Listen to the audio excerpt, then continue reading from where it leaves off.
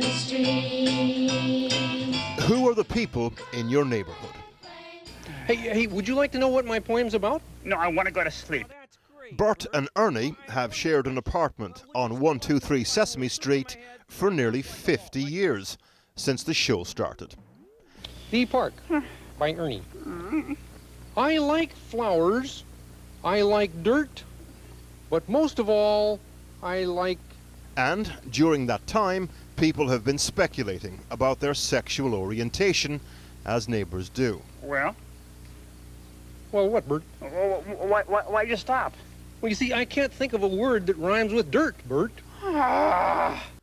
Bert and Ernie have not commented, but have still managed to attain gay icon status. This famous New Yorker cover, for example. Politicians, hear us clear! A court case in Belfast where Christian bakers refused to bake a Bert and Ernie cake advocating same-sex marriage, which prompted a minor constitutional crisis. That's a soap dish, huh? Now, in an interview with the online magazine Queerty, a former writer at Sesame Street, Mark Saltzman, who is gay, said that when he was writing Bert and Ernie during the 80s, he thought of them as a couple. Goodbye, rubber ducky. So, finally, Bert and Ernie were out. Not quite. Because the company that makes Sesame Street responded to Saltzman's interview with the following statement.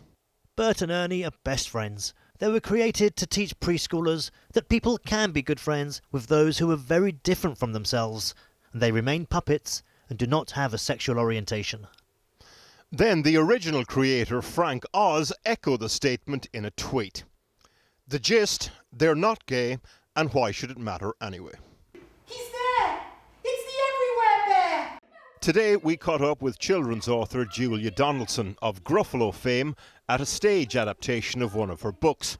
Her take, for children, it's all about the story. I wrote a book myself where there's two people called Prunella and Pat, and I'd vaguely imagined they'd be Prunella and Patrick. The illustrator did them both female, and I've had letters of thanks from lesbians, and I thought, well, that's great if they can like that. They could be sisters, they could be gay. You know, it just depends on the story, really.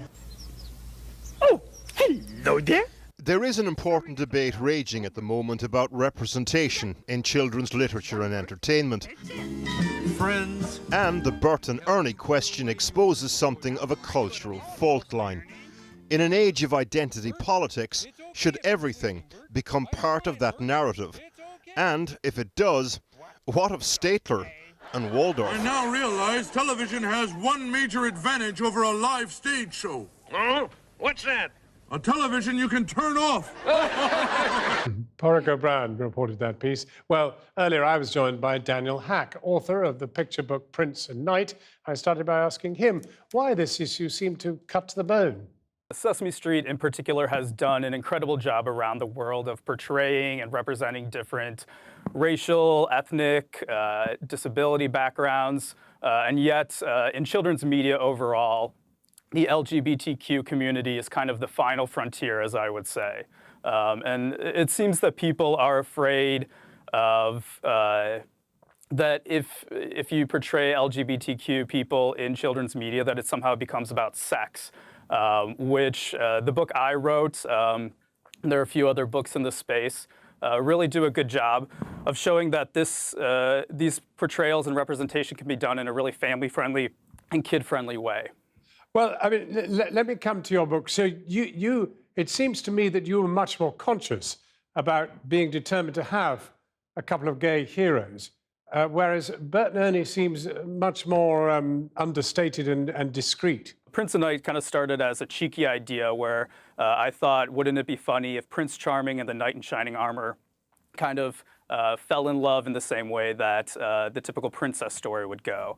But as I did more research and looked around in the children's media space, I realized how lacking that representation was.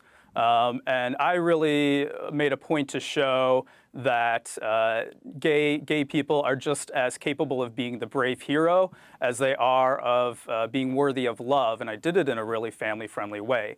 With regards to Bert and Ernie, there's been a long tradition in the LGBTQ community of kind of creating our own representation through kind of coded characters like Bert and Ernie or Xena the Warrior Princess and her sidekick Gabrielle. The problem when you rely on these kinds of subtexts is it gives the message that it's somehow shameful or inappropriate. Well, I mean, of course, the thing about Bert and Ernie is that I mean, and Sesame Street itself, this is a global, hugely global brand, and therefore has massive global influence. Yes, absolutely. And I understand that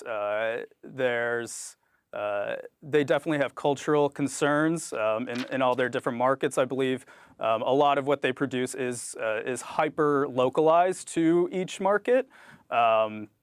But I think this discussion really gives Sesame Street and Sesame Workshop the opportunity to be the leader in the space that they've been for a really long time.